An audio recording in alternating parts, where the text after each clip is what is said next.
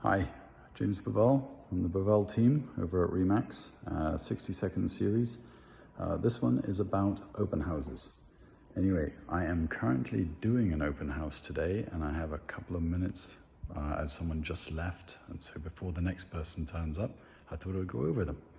Anyway, the idea with an open house is obviously the opportunity to get people to come through and be able to review the property at leisure. It also gives us the opportunity to really set the house up so that people can come through, take their time at their leisure and really get a feel for the property.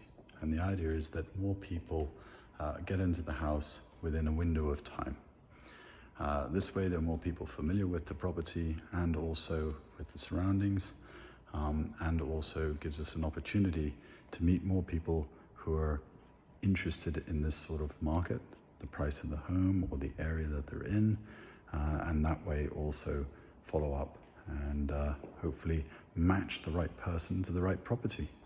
Anyway, here we are in Crystal Harbour at 220 Crystal Drive, and you can see the view out the front here, which is stunning.